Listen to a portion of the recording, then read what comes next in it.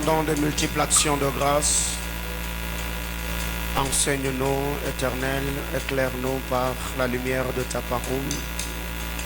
Ouais-moi ce soir, Éternel, afin d'être à mesure d'édifier ton Église. Que ta bonne main nous accompagne, Éternel, Dieu de gloire. Bénis ceux qui sont dans cet auditoire. Bénis, Père, ceux qui sont en route.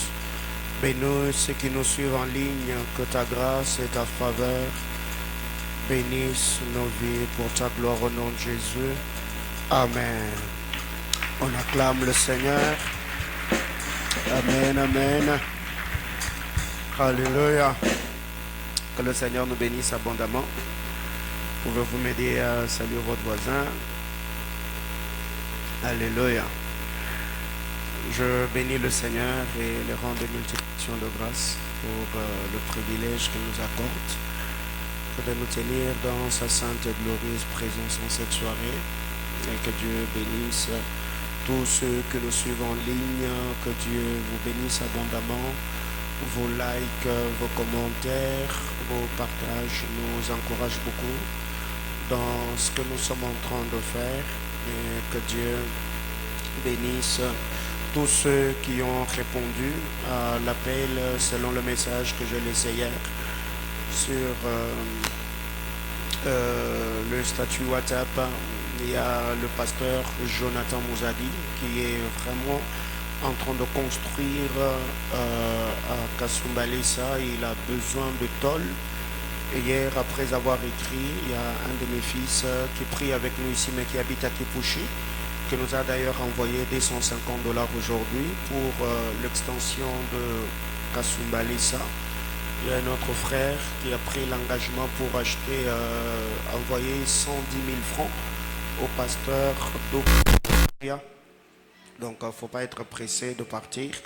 Donc, pendant que moi je suis en train de parler, si tu as un 10, un 20 qui est en train de traîner dans ta poche, donc après culte, tu n'as qu'à te pointer à mon bureau, je vais te recevoir et cet argent-là, nous allons le envoyer. Et je crois que le Seigneur bénira le travail qu'ils sont également en train de faire de l'autre côté. Amen, amen. Alléluia. Amen, amen. Que le Seigneur bénisse. Alors, nous sommes là, par la grâce de Dieu, nous allons continuer avec notre série d'enseignements. Et je crois que Dieu, dans son amour, il nous édifiera ce soir par sa parole, après quoi nous allons prier et regagner nos maisons. Et je crois, avant de partir, je demanderai l'église à adresser une prière en ma faveur. Hier la nuit, j'ai eu une très forte attaque de l'ennemi, donc ma santé a vraiment été secouée hier la nuit. Mais je bénis le Seigneur qui a permis que je sois encore sur mes pieds devant vous. Alléluia. Alors, nous sommes là dans notre programme de Pakambengu Iseme. Autour de ce programme, nous sommes en train de partager la parole du Seigneur autour de notre thème « Quand c'est Dieu qui parle ». Quand c'est Dieu qui parle, Genèse chapitre 1er, du 1er au 3e verset. Nous avons également lu ce texte le mardi, Genèse chapitre 1er, du 1er au 3e verset, j'ai lu au nom de Jésus. Au commencement, Dieu créa les cieux et la terre était informe et vide. Il y avait de ténèbres à la surface de l'abîme, et l'Esprit de Dieu s'est mouvé au-dessus des eaux. Dieu dit que la lumière soit, et la lumière fut. Dieu dit que la lumière soit, et la lumière fut. Alors, je vais un moment récapituler ce que nous avons dit et après quoi je vais ajouter quelques points. Ce soir, après quoi nous allons prier le Seigneur. À mon introduction, le mardi, nous avons dit que le livre saint est un livre du parler et de l'agir de Dieu. Ce qui fait que le livre saint, donc la Bible, n'est pas un livre philosophique, mais c'est un livre purement spirituel. D'ailleurs, il a été dit ou démontré que c'est les livres les plus vendus sur la terre. Donc la Bible est un livre du parler et de l'agir de Dieu. Et nous avons dit que le Dieu de nation, c'est de statues ornées d'or, d'argent, le Dieu de pierre, le Dieu de bois, le Dieu de terre. Mais ce qui différencie l'Éternel, notre Dieu, de tous ces dieux, c'est que ce sont des dieux inertes. Ils ne parlent pas, ils n'instruisent pas, ils n'édifient pas. Et cela, nous l'avons lu dans Habakkuk chapitre 2, le verset 19.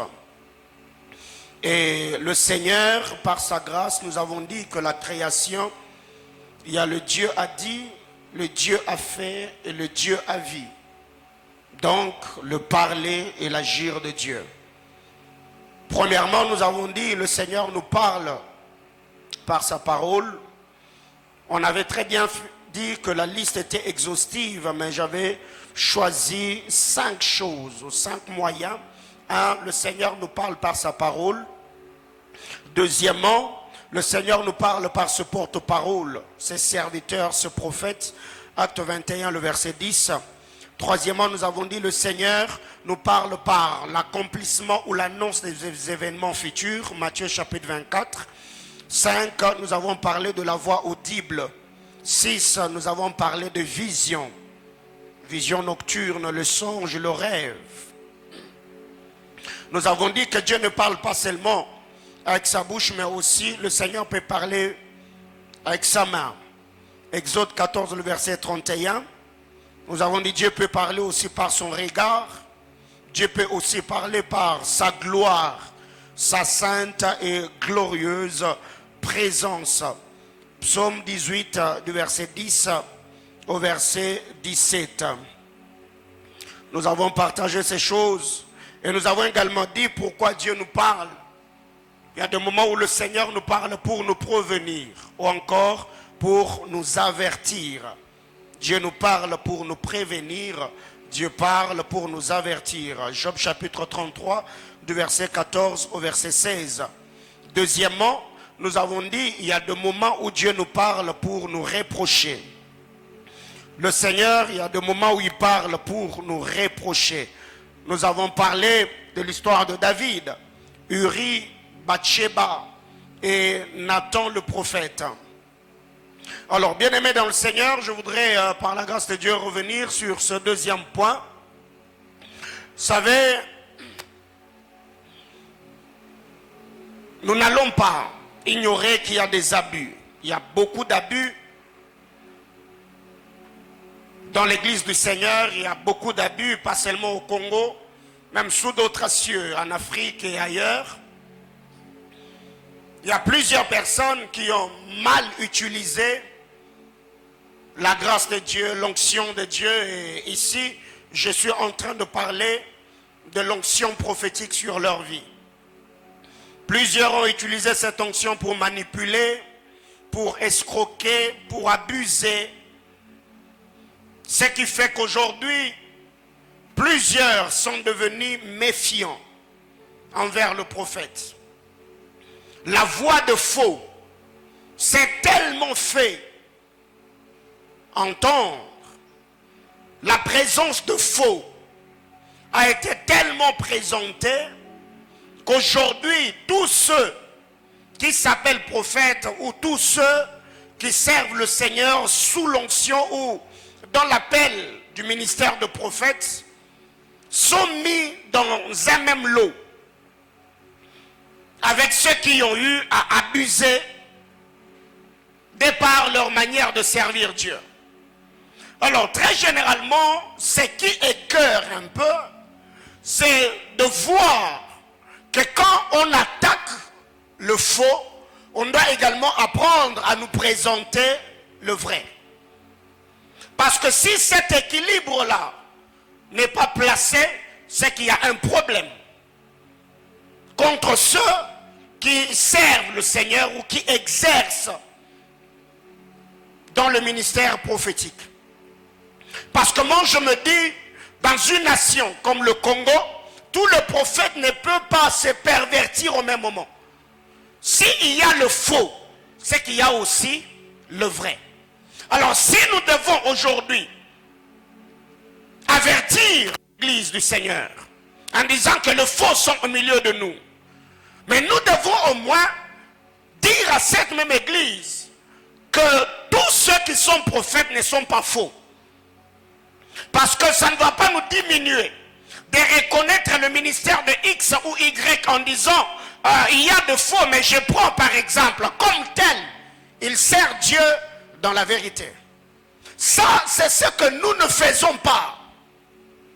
Alors déjà ici, quand je suis en train de dire que Dieu parle par moments pour nous reprocher, il nous fait de reproches.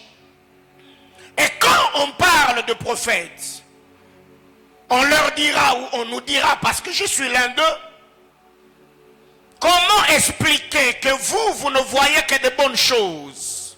Vous ne prophétisez que de bonnes choses. Vous parlez de l'élévation, vous parlez de la promotion, vous parlez de ceci, vous parlez de cela. Est-ce que le Dieu qui vous utilise ne voit pas le péché des hommes? Est-ce que ce Dieu-là ne voit pas leur imperfection? Est-ce que ce Dieu-là ne voit pas la désobéissance des hommes? Oui, là c'est bien et beau. Si demain, on commençait à exposer les péchés des gens au micro, on nous dira encore que vous n'avez pas d'éthique ministérielle.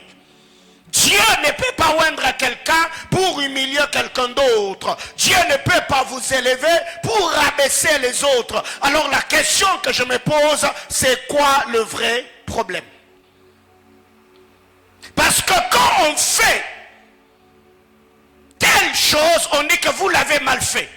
Quand on bascule dans l'autre, on dit que vous avez mal fait. Alors que devons-nous faire? Parce que Dieu ne révèle pas que de bonnes choses. Et il y a plusieurs personnes d'ailleurs dans cette église que moi j'ai appelé au bureau, j'ai dit pendant que je priais, Dieu m'a dit telle et telle autre chose. Arrête ça, arrange telle et telle autre chose. Et ces personnes ont été édifiées. Alors imaginez-vous, je me lève et je me tiens ici, j'ai dit écoutez, Dieu est en train de dire qu'au milieu de nous, il y a une sœur qui a fait telle et telle autre chose. C'est bien et beau. Mais la personnalité, la dignité, la réputation de cette personne-là, d'autant plus que ce que nous faisons, ça passe en ligne. Les mêmes personnes qui ont dit que vous ne voyez que des bonnes choses, demain après-demain, ils vont encore nous attaquer en disant comment est-ce que vous avez commencé à humilier les gens. Alléluia. Ici, quand je suis en train de parler des athées, je ne suis pas en train de parler des hommes de Dieu, mais non. Parce que dans l'église du Seigneur aujourd'hui, il y a même des gens qui corrigent ceux qui voient, alors que eux, même les songes là, ils n'ont jamais rêvé. Chose étonnante, c'est de voir quelqu'un qui ne parle pas vouloir corriger, c'est lui qui a l'usage de la parole. Ce qui est étonnant, c'est de voir quelqu'un qui est aveugle donner l'adresse ou l'itinéraire à celui qui voit. Alors la question que je me pose aujourd'hui, avoir un téléphone Android, avoir le méga, donc donne le monopole à qui que ce soit de se connecter au live de quelqu'un, à la grâce de quelqu'un, et commencer à les corriger, voire même à les juger en disant que tu ne fais pas bien les choses. Et par moment quand on regarde ces personnes, tu te rendras compte qu'il a donné sa vie au Seigneur en 2014 et 2015. Mais malgré cela, on fait face à ces choses. Bien-aimés dans le Seigneur, vous êtes ici, vous devez apprendre à être équilibré. Ne jugez pas les hommes avec le sentiment humain. Vous devez juger ce que les hommes de Dieu font par l'Esprit de Dieu, au moyen de la parole. Telle chose, telle chose, telle chose, telle chose. Et d'ailleurs, l'autel de l'église, on est là pour annoncer Jésus, prêcher Jésus, pas commencer à désorienter, à ridiculiser, à rabaisser ou à détruire les hommes. Alléluia. Même Jésus, quand il a envoyé, il a dit allez annoncer. La première mission de l'église, c'est d'abord annoncer, pas dénoncer. On est d'abord là pour annoncer. Alléluia. Alors, troisièmement, nous avons dit, le Seigneur par moment, il nous parle pour nous encourager. Quatrièmement, est-ce que j'avais parlé de ça? Non, non, hier nous avons parlé seulement d'encourager, n'est-ce pas? Et je n'ai même pas pu continuer parce que l'onction prophétique m'a accompagné hier, ne m'a vraiment pas permis à continuer avec l'enseignement. Alors pour ce soir, 4. Dieu, il nous parle de foi, annonçant des événements futurs, la prédiction. Dieu parle par moments, nous annonçant des événements futurs. Dieu parle, il annonce ce qui peut arriver dans la suite des temps. Bien-aimés frères, aujourd'hui, il y a des hommes que Dieu a élevés dans notre nation. Je reconnais leur grâce, je reconnais leur ministère. Ils ont prophétisé, j'ai plusieurs amis à Kinshasa qui ont prophétisé sur des choses qui se passent à l'est du pays. Ces choses sont arrivées. Il y a des gens qui ont prophétisé sur l'éruption du volcan de Nirangongo. Ces choses se sont arrivées. Il y a beaucoup d'hommes de Dieu aujourd'hui, ceux de ma génération, nos aînés, voire même le père prophète, qui annoncent par la voix de l'esprit et les choses qui sont annoncées ou les choses qu'ils ont annoncées, ces choses arrivent. Et quand ça arrive, cela édifie l'église, cela fortifie ceux qui étaient exposés à cette grâce-là. Alors qu'est-ce qui arrive très généralement? Il y a beaucoup de gens aujourd'hui, bien aimés dans le Seigneur. Si tu vois l'autre être détruit ou consumé au milieu de ceux du Sodome et Gomorrhe, dis-toi qu'Abraham le prophète a manqué une chose, c'est se tenir dans la sainte et glorieuse présence de Dieu en insistant pour que les choses qui étaient dans le cœur de Dieu lui soient révélées. Parce qu'en lisant la parole de Dieu, le Seigneur est allé dans la maison d'Abraham. Il a mangé, il a bu, Abraham l'a servi. Et le Seigneur dira à Abraham, l'année prochaine, à la même époque, je reviendrai. Et Sarah, ta femme, t'enfantera un fils. Et quand Dieu dit cela à Abraham, le Seigneur se dit, cacherai-je une telle chose à Abraham? Pourquoi? Parce que Abraham a d'abord servi le Seigneur. Après l'avoir servi, eh bien le Seigneur s'est vu être un traître. Il a dit, je ne peux pas cacher une telle chose à Abraham. Le Seigneur dira ceci à Abraham, je vais dans Sodome, je vais détruire. Parce que le péché de ce peuple est monté jusqu'à moi. Et le Seigneur a commencé l'intercession. Il a dit, Seigneur, s'il y a 100 personnes, est-ce que tu vas tuer? Abraham a tellement insisté dans la prière jusqu'à ce qu'il a sauvé la famille de l'autre qui était composée de quelques personnes seulement.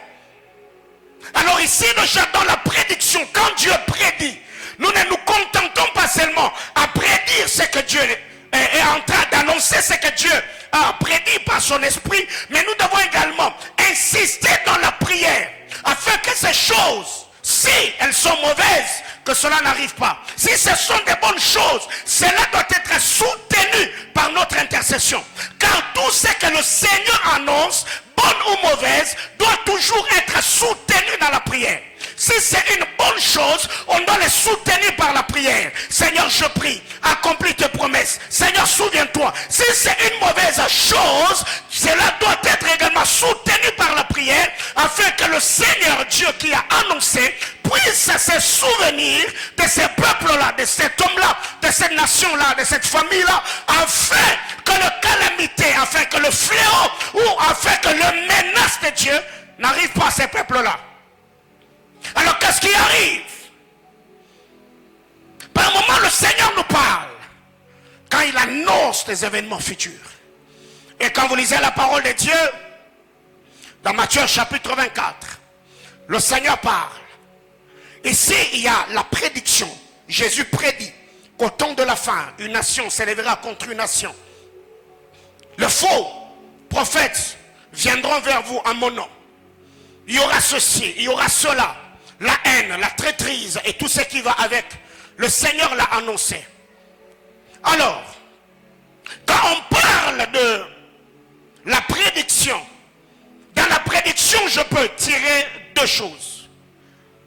Le parler de Dieu, quand il annonce les événements futurs, il y a la parole prédictive et la parole instructive. Quand c'est Dieu qui parle,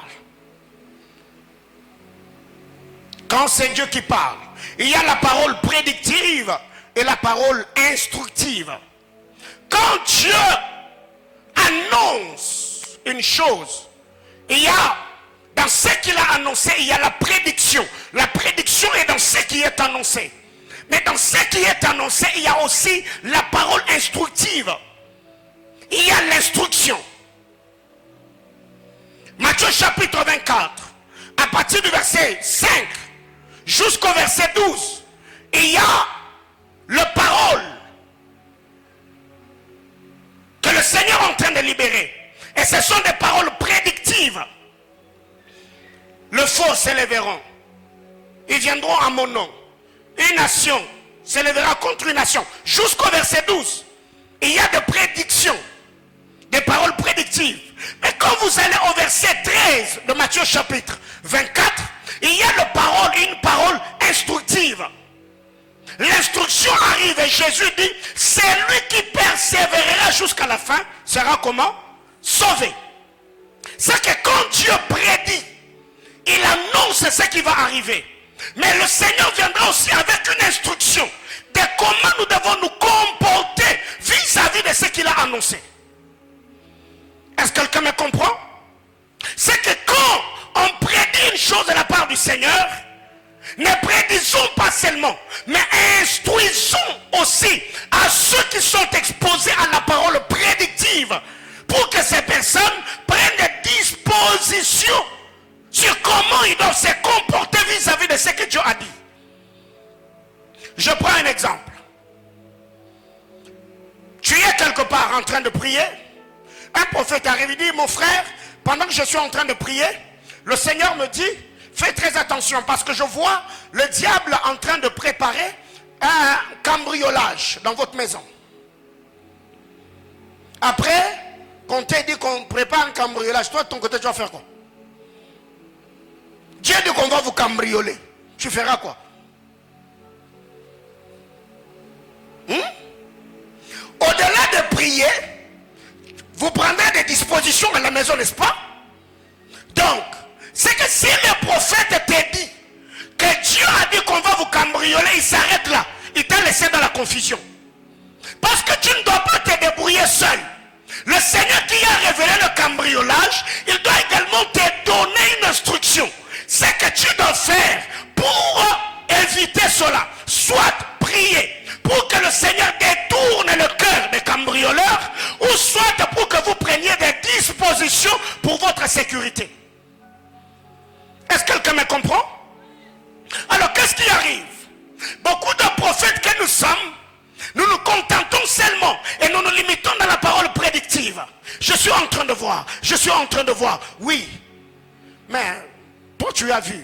Alors moi, que dois-je faire pour vivre l'accomplissement de ce que tu as vu? C'est là que l'instruction va intervenir. Dieu te dira, ok, le Seigneur a dit telle et telle autre chose. Alors par rapport à ce que Dieu a dit, toi, tu dois faire telle et telle autre chose. Alléluia. Donc dans la parole prédictive, Jésus a prédit. Mais c'est lui qui persévérera. C'est l'attitude que nous devons avoir vis-à-vis des événements du temps de la fin. Est-ce que Jésus a dit c'est lui qui priera? Non. C'est lui qui persévérera. Donc, par rapport aux événements de Matthieu, chapitre 24, c'est que Dieu nous demande, c'est la persévérance. Ici, la persévérance, on persévère dans la prière, dans la méditation de la parole, dans l'intégrité, dans l'attachement, dans notre manière de faire ou de servir le Seigneur. Donc le Seigneur peut nous parler par la parole prédictive en annonçant des événements futurs. Alors déjà, quand tu es un prophète qui siège dans le conseil de Dieu, il faut apprendre à insister dans la prière. L'insistance dans la prière, il faut prier, il faut beaucoup chercher le Seigneur. Alors, plusieurs personnes, quelqu'un peut venir comme ça, et moi j'ai ce principe-là. Quand j'ai une vision, que moi-même je n'ai pas compris, je ne le dis pas. Et il y a beaucoup de gens comme ça. Oh non, le Seigneur m'a beaucoup parlé sur toi ces derniers temps, mais je n'ai pas encore l'intégralité de ce que j'ai vu. Laisse-moi le temps, je prie, et quand je comprendrai, je viendrai vers toi. Et je dirai, Dieu m'a dit telle et telle autre chose. Donc ne vous contentez pas seulement de voir en esprit, ne vous contentez pas seulement de prédire ce que vous avez vu, mais par-dessus tout, vous devez également enseigner. Car la Bible déclare, par un prophète, Israël fut, et par un prophète, Israël fut. Donc le ministère prophétique n'est pas seulement là pour opérer la délivrance de familles, de peuples, de nations, de villes. Non, mais c'est aussi un ministère de la conservation. Par un prophète, Israël fut sorti, fut délivré, mais par un prophète, Israël fut gardé. Alléluia. Donc là, nous voyons l'exercice de deux grâces. Le prophète par qui le Seigneur passe pour délivrer, le prêtre par qui Dieu passe pour conserver. Et la conservation est dans l'enseignement. C'est quand on enseigne, quand on communique le valeur de par la parole du Seigneur, et cela bénit nos vies. 5. Et d'ailleurs, c'est par rapport à ces rubriques, c'est la dernière chose. 5. Le Seigneur, il nous parle de foi en faisant de promesses ou en le rappelant. Car quand vous lisez la parole de Dieu, beaucoup de prophètes, quand ils parlaient de la part du Seigneur, ils disaient toujours, le Seigneur me parla et dit. Donc Dieu n'est pas un bavard. Il y a une différence entre parler et bavarder. Bavarder, c'est beaucoup parler pour ne rien dire. Mais parler, c'est quand on communique une pensée claire. Donc la Bible déclare, l'Éternel me parla et me dit. Donc quand Dieu parle, il dit quelque chose. Il communique une pensée. Donc ici, je suis en train de dire, il y a des moments où le Seigneur nous parle en faisant des promesses ou en le rappelant. Il peut venir, il t'a fait une promesse, tout comme il peut venir te rappeler ce qu'il avait déjà dit. Quand vous lisez la parole de Dieu, dans Genèse chapitre 1er, chapitre 12, du verset 1er au verset 3. Le Seigneur est venu, il a dit à Abraham, je te bénirai à l'infini, je te donnerai ceci, tu auras ceci, tu auras cela. Là, Dieu était en train de faire les promesses. Mais quand vous regardez dans le parcours des enfants d'Israël, Dieu était en train de rappeler les promesses qu'il avait déjà faites. Donc dans le parler de Dieu, Dieu peut venir, il te parle en promettant des choses. Je ferai ceci, je ferai cela, je ferai ceci, je ferai cela. Quand Dieu parle en faisant des promesses, et de notre côté, nous devons prêter attention. Donnez-moi votre attention, s'il vous plaît. Quand Dieu parle et te fait une promesse, il faut prêter attention. Car il y a des moments où le Seigneur parle, il se limite là. Mais il y a aussi des moments où le Seigneur fait des promesses sermentées. Donc il fait une promesse avec serment. Alléluia. Alors, déjà il y a plusieurs personnes qui ont condamné Dieu. Pourquoi le Seigneur a frappé Moïse et Moïse n'est jamais entré en Canaan? Moïse a vu Canaan, mais Moïse n'était jamais entré en Canaan. Pourquoi? En disant, oh non, Dieu a frappé à Moïse parce que Moïse avait désobéi. Dieu lui a dit de parler au rocher, mais Moïse a frappé le rocher. Là, ce sont des raisons apparentes. C'est les raisons que tous ceux qui lisent la Bible connaissent de cette histoire. Mais quand vous rentrez dans les paroles primitives, Dieu avait dit à Moïse, je t'envoie pour faire sortir mon peuple et moi je le ferai entrer. Dieu n'avait jamais dit à Moïse, tu feras sortir Israël pour le faire entrer. Non, non, là c'est les raisons cachées. C'est les raisons apparentes, c'est ce que nous voyons, c'est ce qui est écrit. Mais les raisons cachées, c'est l'esprit ministériel sur toi qui te permet à voir derrière les écrits ce que l'œil humain ne sait voir. Est-ce que quelqu'un me comprend? Quand Dieu fait une promesse, il te dit, je ferai telle et telle autre chose. Cela ne dépend pas seulement de la toute-puissance de Dieu. Tu dois être coopératif. Tu t'attaches au Seigneur, tu marches avec Dieu, tu pries dans l'intégrité, tu soutiens la promesse par la prière, par les instructions prophétiques que Dieu va te donner.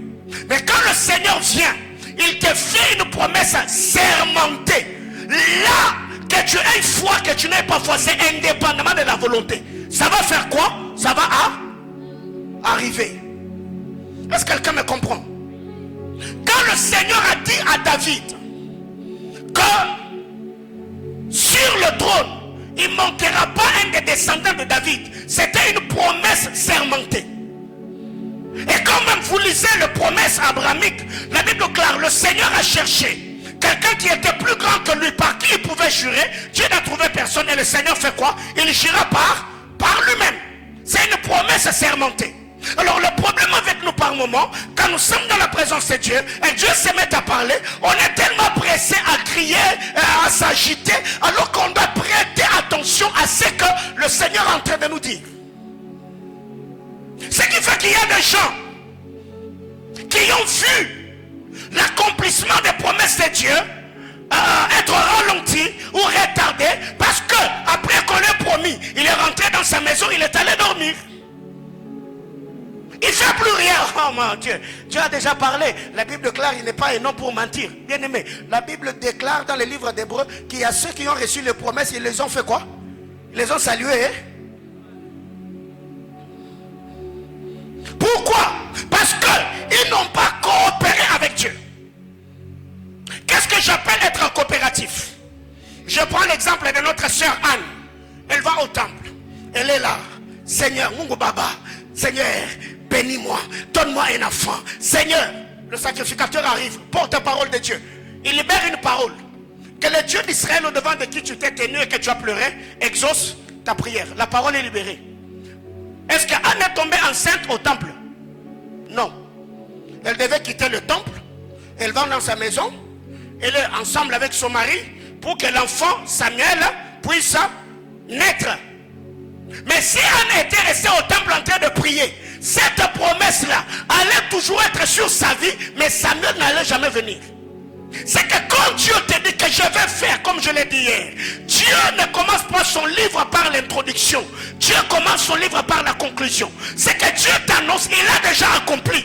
Mais qu'est-ce que tu dois faire? C'est faire le pas de la foi en suivant celui qui t'a parlé. Parce que quand Dieu te dit que je ferai, lui-même sera la lumière qui va te conduire vers la promesse qu'il t'a faite. Mais toi, à ton niveau, ne reste pas là où Dieu t'a parlé. Fais les pas en les suivant pour vivre ce qu'il t'a dit. Est-ce que je me fais comprendre?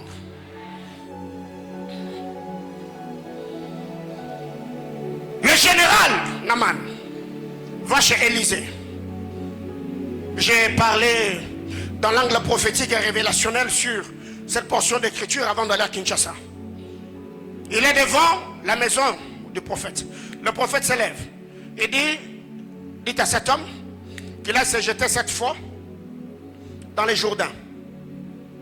N'est-ce pas? C'est ce que le prophète a dit. Va te jeter dans les Jourdains, tu auras la guérison. Écoutez, même si Élisée sortait et prenait le manteau que Élie avait laissé, le mettait sur le général, il n'allait pas guérir. Parce que l'instruction prophétique de sa guérison n'était pas dans un manteau, mais était dans les eaux du Jourdain. Pour qu'il guérisse, il devait accepter de faire les 7 plongeons. Donc il quitte la maison du prophète, il va au Jourdain. Il entre dans ce Jourdain, il se plonge 7 fois, 1, 2, jusqu'à 7. Après, pour voir sa peau devenir. Alors le problème avec nous par moment, quand le Seigneur vient, il nous parle, il fait des promesses, on se dit ok, ça y est, moi je ne ferai plus rien. Dieu a dit, toi tu seras un grand serviteur de Dieu. Toi, tu seras quelqu'un qui va expliquer les mystères. Et tu dis, moi, ok, ne lis pas la Bible, hein? Ne gêne pas, ne te consacre pas, ne paye pas le prix, va jouer au Nintendo et au billard. Tu vas devenir grand prédicateur. Que quelqu'un me dise Amen. Alléluia. Dieu te dit, toi, tu seras l'une des voix prophétiques que Dieu va utiliser dans la francophonie. Et toi là, le ministère prophétique là, c'est sur Facebook. Non, non, il faut jeûner, il faut prier, il faut payer le prix. Depuis le matin, je suis sorti de la maison seulement pour déposer les enfants à l'école. Quand je suis rentré, je me suis enfermé dans ma chambre de prière. Je suis sorti seulement pour récupérer les enfants à l'école. Quand je suis rentré, je me suis enfermé dans ma chambre de prière. Et c'est ça ma vie de tous les jours. Et toi maintenant tu veux avoir de très grands résultats et tu fais rien. Dis à ton voisin, sois coopératif. Alors, ici ce que nous devons retenir, si dans le point 4, il y a la parole, le parler prédictif et le parler instructif, dans le 5e point, il y a le parler annonciatrice. Il y a le parler annonciatrice, il y a le parler directive, il y a aussi le parler instructive. C'est parmi le parler de Dieu. Je fais le condensé. Il y a le parler annonciatrice, il y a le parler directive et il y a aussi le parler instructive. Qu'est-ce que j'appelle le parler annonciatrice? Le parler annonciatrice, c'est presque la même chose avec le parler prédictif. Ici, on annonce, on prophétise, on parle. Dieu a dit, Dieu a dit, Dieu a dit, Dieu a dit. Mais dans le parler annonciatrice, comme je venais de le dire, il y a un autre parler que j'ai appelé le parler instructif et le parler directif. Quand vous lisez la parole de Dieu dans Juge chapitre 13, du verset 3 au verset 5, il y a le parler annonciatrice, il y a également le parler instructrice. C'est que quand l'ange arrive, il dit à la femme de Manoah, la mère de Samson, que tu es stérile. Tu tomberas enceinte, tu concevras un enfant. Il a annoncé, tu auras un enfant. Mais il donne l'instruction. Veille à ne pas toucher aux liqueurs fortes. L'instruction. Mais quand est-ce que la parole directive arrive? C'est là, quand tu t'élèves, comme dans 1 Samuel, Saül dit, dès que tu m'auras quitté, tu feras ceci, tu feras cela, tu rencontreras ceci. La parole directive donne la direction. Ça te montre le chemin, la voie à suivre. Et dans la parole annonciatrice, le Seigneur peut venir, il t'annonce en te donnant la direction, tout comme il peut venir, il annonce en te donnant une instruction qui va soutenir ce qu'il t'a promis. Alléluia. Parce que si la mère de Samson ne respecte pas, elle croit à la parole annonciatrice, mais elle ne respecte pas à la parole directive ou la parole instructive, elle fera une fausse couche. C'est qu'elle va avorter Samson. Parce que pour que Samson reste et atteigne la maturité, pour que la grossesse atteigne la maturité, donc cette femme devait se priver des liqueurs fortes. Bien-aimé dans le Seigneur, quand tu es face à un prophète et qu'il est en train de te parler, tu dois prêter attention à toutes ces choses. Ce qui fait que plusieurs aujourd'hui, vous avez reçu des puissantes révélations venant du Seigneur sur vos vies. Mais jusqu'au-là, quand vous regardez ces choses, vous vous posez des questions. Quand est-ce que ça va s'accomplir? Parce que le prophète s'est contenté à te donner ton nom, ton numéro téléphonique, l'adresse de ta maison, et il t'a dit des choses qu'il va faire. Mais le prophète ne t'a pas dit. C'est que toi, à ton tour, tu dois faire pour vivre ce que Dieu t'a dit. Quelqu'un me comprend? Alors, que devons-nous faire? Nous devons nous attacher au Seigneur. Nous devons prier pour que le Seigneur se souvienne de nous. Que quelqu'un me dise Amen. Dieu parle en faisant des promesses ou le rappelant par la parole annonciatrice, la parole directive ou encore la parole instructive. Mais le but de tout ce parler de Dieu, c'est ce que j'ai toujours appelé la triade prophétique. Je chute et on va prier. C'est ce que j'ai toujours appelé la triade prophétique.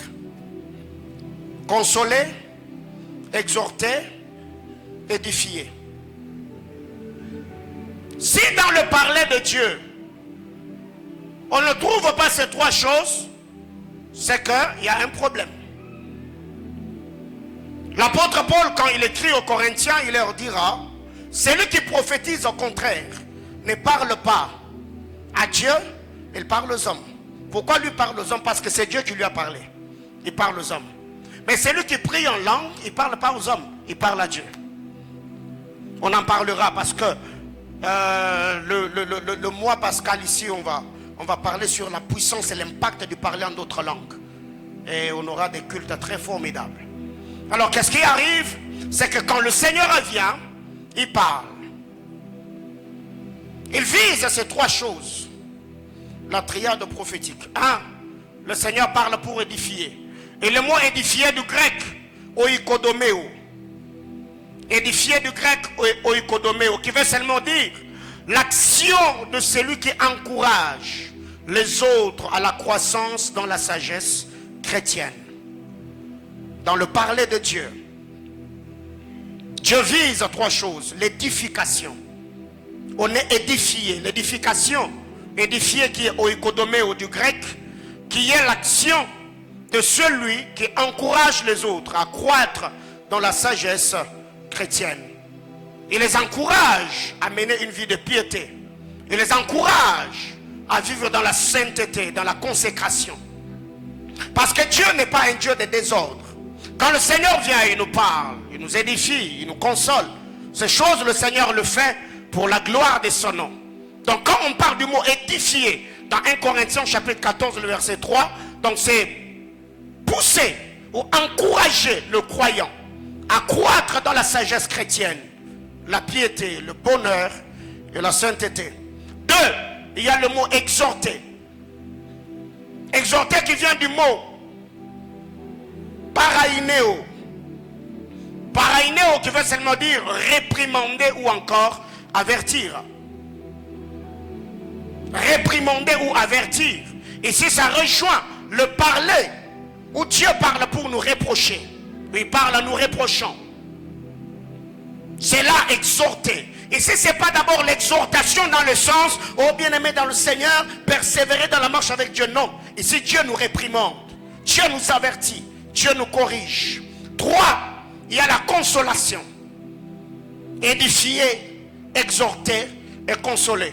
Et le mot consoler ici du grec, c'est parakaleo. Parakaleo qui veut seulement dire appeler à, encourager, réconforter, instruire ou encore enseigner. C'est dans la consolation que le Seigneur nous réconforte. Il y a les tribulations, il y a les persécutions, il y a tout ce à quoi nous faisons face, les difficultés.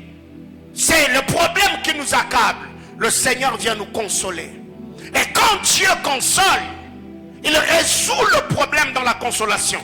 Dans la consolation, il n'y a pas la réprimande. Dans la consolation, il n'y a pas de reproche. Dans la consolation, il y a aussi la manifestation de la puissance de Dieu. Car imagine-toi que Marie et Marthe étaient abattues du fait que leur frère Lazare avait perdu la vie.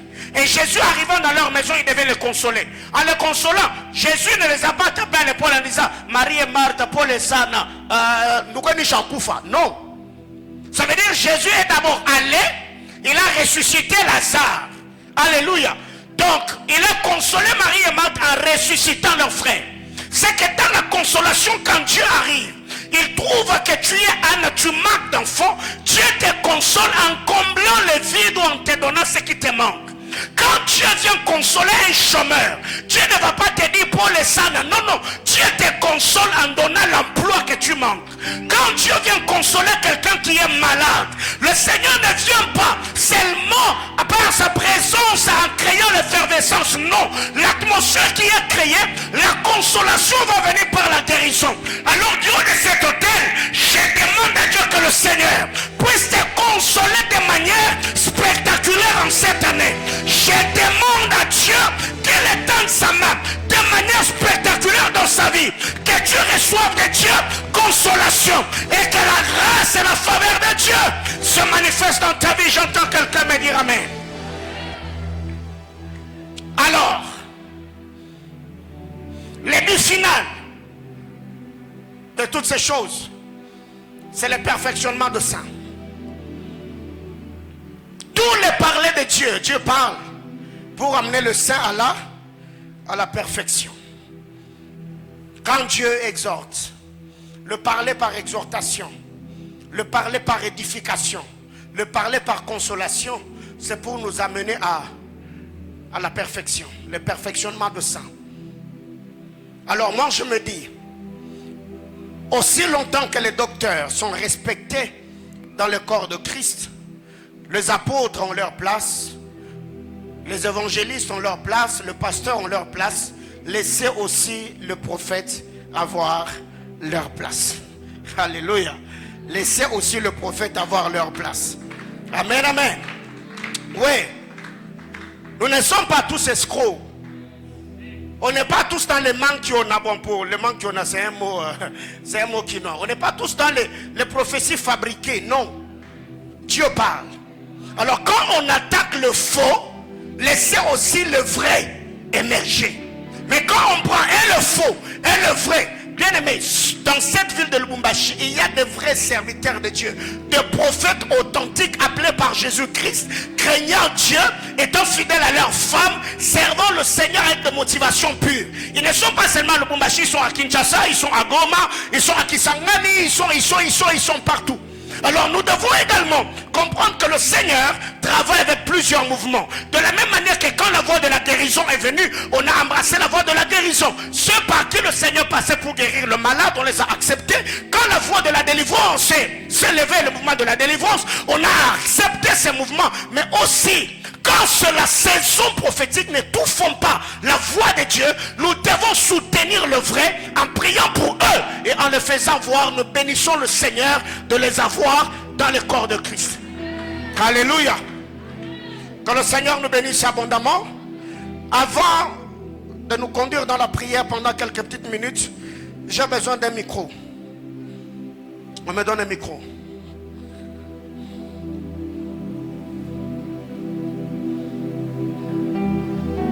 Est-ce qu'on peut acclamer le Seigneur?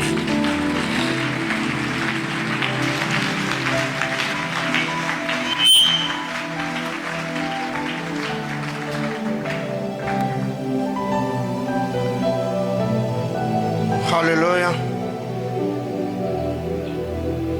Abba Père, que ta grâce et ta faveur se répandent en ce moment.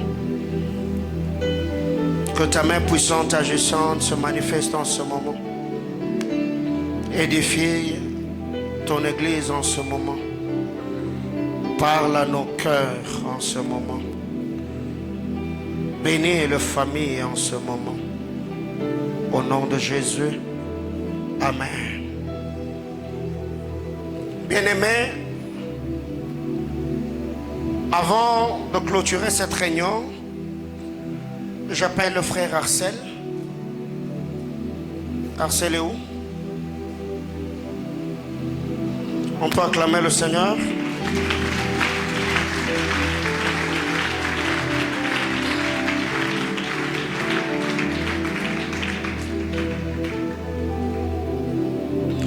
Alors, vous savez,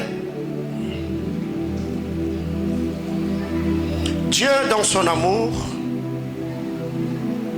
quand il élève un père, il ne l'élève pas seulement seul. Parce que Moïse était le père, Dieu a dit, amène les anciens à la tente d'assignation. Ça veut dire le lieu de l'intimité où j'ai toujours l'habitude de te rencontrer.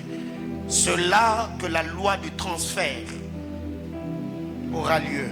Je prendrai l'esprit qui est sur toi, je le déposerai sur eux pour qu'ils puissent porter le poids du peuple avec toi. Mais ce qui a certifié ou attesté que ces hommes-là avaient pris part ou avaient reçu l'esprit ou l'onction de Moïse, c'est quand ils ont fait quoi? Ils ont prophétisé. La Bible déclare, voire même Médad et Eldad, qui n'étaient pas là, mais parce que leur nom était sur la liste, ils prophétisèrent également. Ce qui a attesté que Élisée plutôt avait reçu l'onction d'Élie, c'est quand le fils de prophète l'ont vu ouvrir le Jourdain. Donc moi je suis prophète. Je crois au prophétique. Je crois au prophétique. Je crois au prophétique. Et quand j'ai des fils qui prophétisent, je leur donne des micros, ils prophétisent. Alléluia. Parce que je ne peux pas être le seul. Si Arsène prophétise, Mardoché prophétise, Aaron prophétise, les autres prophétisent, c'est que c'est une grâce qui vient du Seigneur. Parce qu'on ne peut pas être le seul prophète, le seul père prophète, mais on ne voit pas le fils de ce prophète faire ce que le prophète fait. Alors la question à se poser, est-ce que la source est pure ou bien le père a d'autres secrets qu'il n'a jamais montré au fils qui les empêche à faire ce qu'il fait? On met d'acclamer le Seigneur.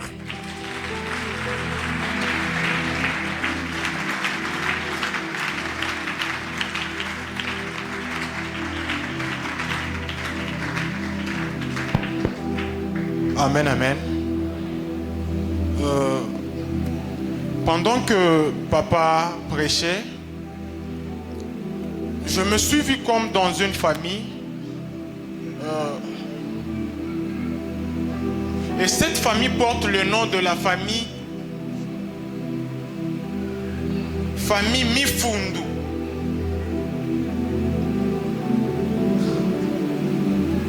Il y a quelqu'un ici? On acclame le Seigneur.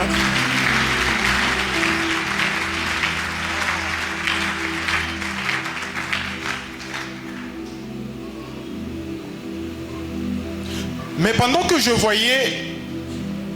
voyais dans cette famille, je me voyais comme sur un chemin. Et le chemin allait finir comme dans un trou, un profond puits, pendant que je voyais. Mais après un moment que je voyais ce chemin, je vois comme un homme habillé en tenue de footballeur. Je le vois en vareuse, culotte et bottines, en train de marcher sur le chemin. Mais pendant que cet homme avançait sur le chemin, je vois comme si on lançait la balle. Pendant qu'il allait pour arrêter cette balle, je vois cet homme tomber dans le profond puits et je vois des gens en train de pleurer. J'entends comme un nom de Christian. Ça vous dit quelque chose? Christian. Christian, c'est qui? Mon cousin. Ton cousin. C'est un footballeur. J'entends comme si on l'appelait Cristiano. Oui, Cristiano, c'est mon oncle. Il est déjà décédé. Il était aussi footballeur. Oui. On acclame le Seigneur. Et ce Cristiano, j'entends comme si on l'appelait Wadol. Cristiano Wadol. Et je vois comme un homme qui est décédé l'année passée. Oui, l'année passée.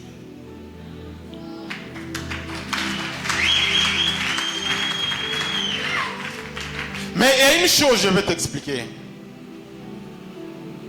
Monsieur Cristiano est mort trop jeune. Et c'est une mort que jusque-là, la famille n'a jamais compris.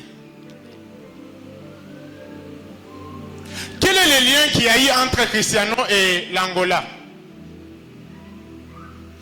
Il était footballeur là-bas. En Angola. Oui. Je suis comme en 2012. Je le vois en Angola. Et pendant qu'il jouait en Angola, il y a eu... Excusez-moi, je vais le dire comme je le vois. Hein? Il y a eu comme des pratiques qui se sont faites pendant qu'il jouait au foot avec des amis. Et Christian a laissé sa vie depuis 2012. Pendant qu'ils ont fait ces pratiques-là, c'était le jour qu'il avait laissé sa vie à cause du foot. Parce que je me vois comme à Luanda. Vous avez déjà été à l'Angola? D'accord. Je me vois comme à Luanda. Et cela s'était fait à Luanda avec des amis qui jouaient au foot. Et pendant qu'ils ont eu à faire ça, je les ai vus faire des pratiques pour exceller dans le foot. Pour briller dans le foot. Mais lui, malgré qu'il a eu à faire ça, il a beaucoup fait d'efforts, il n'a pas brillé avec le foot. Oui. Mais pendant qu'ils ont eu à faire ces pratiques, je le vois comme à loin. Ah.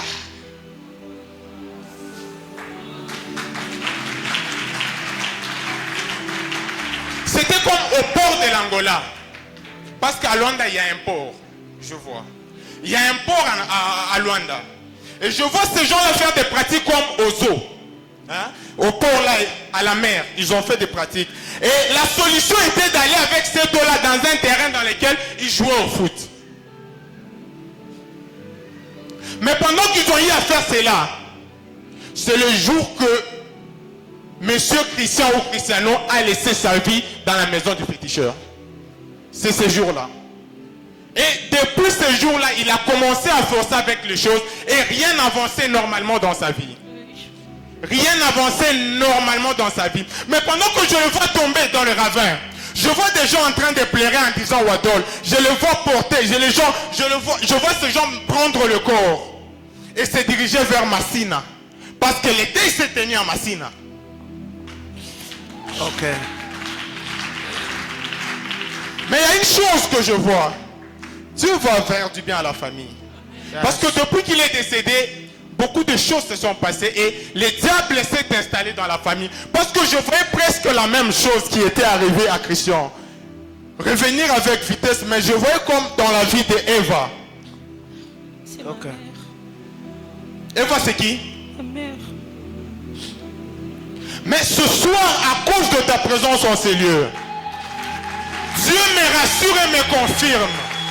Dieu me dit de t'annoncer ce soir que ce qui est arrivé à Christian ou Cristiano, que ce qui est arrivé dans sa vie, cela n'arrivera pas dans la vie de maman Eva. Parce que... Yes. À cause de ta prière, à cause de cris que tu as lancés devant Dieu, à cause de tes gémissements, Dieu dit non et la mort ne va plus frapper ta famille. Mais il y a une chose que Dieu te demande. Reste une femme à genoux. Reste une femme à genoux. Parce qu'il y a des choses comme des dossiers clos qu'on a déjà clôturés. Le mariage ne t'inquiète pas. Le mariage ne t'inquiète pas. Mais prends le temps. Prends le temps, je te demande encore, prends le temps de prier pour la famille. Prends le temps de prier pour le relèvement de la famille. Prends le temps de prier pour le salut de la famille. Et je vois Dieu vous faire vraiment du bien et beaucoup de bien à la suite de temps. Que Dieu te bénisse.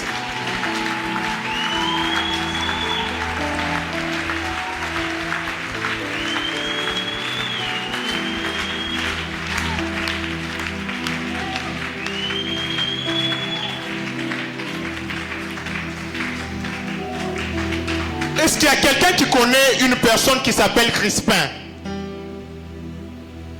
Crispin.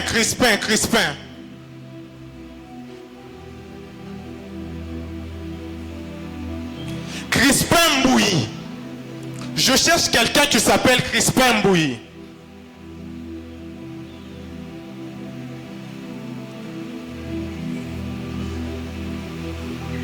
Il y a une main là derrière.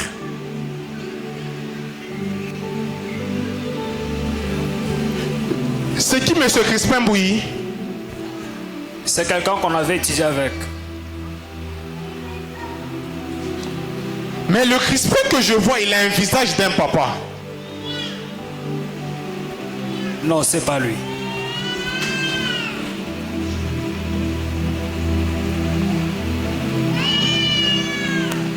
C'est mon papa. Papa Crispin Mbouyi. Oui, Jean Crispin. oui.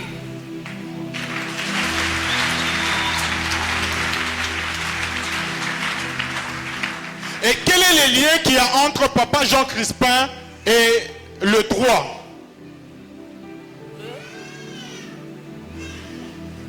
Le 3. Le droit. Je vois comme quelqu'un avec une toge juridique. Ah, il a fait le droit. C'est un avocat. Mais pendant que je vois papa Crispin avec cette toge, je le vois après un moment l'enlever. et les donner à une personne, j'entends comme Dieu donné. C'est mon grand frère. Il a fait aussi le droit. Oui.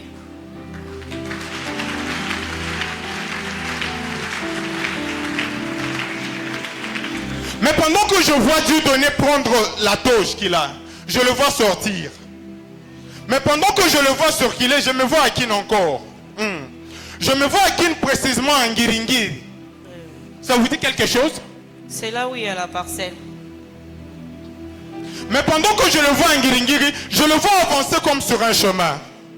Mais pendant qu'il avançait, je vois beaucoup de jeunes l'entourer. Mais pendant que les jeunes l'entouraient, j'entendais deux choses. J'entends certaines personnes l'appeler chef coutumier, mais j'entends d'autres l'appeler honorable. Oui. Il porte le nom de mon grand frère, le chef coutumier, et puis il est dans la politique. Ok. Mais pendant que je le vois, ou je vois qu'on l'appelle comme ça, je le vois en train d'avancer sur un chemin. Vous connaissez l'avenir à Sosa? C'est là où il y a les bureaux de papa. Je le vois sur Assosa, Il n'a jamais été à Kinshasa. en train d'avancer. Il n'a jamais été à Kinshasa. Mais pendant que je le vois sur Assosa, je le vois avancer, avancer, avancer. Arrivé à un moment, je vois comme un rond-point.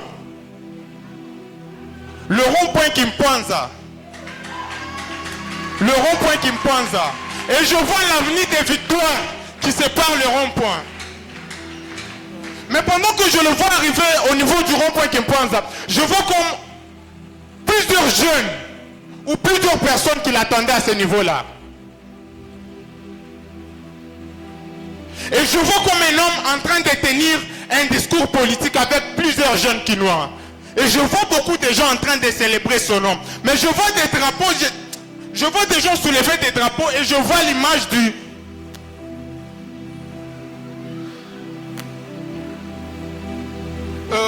le papa Etienne Tshisekedi. Je vois cette image, je vois les gens en train de soulever ces drapeaux et je vois l'image de ce papa-là. Papa, il est dans la partie de Tshisekedi.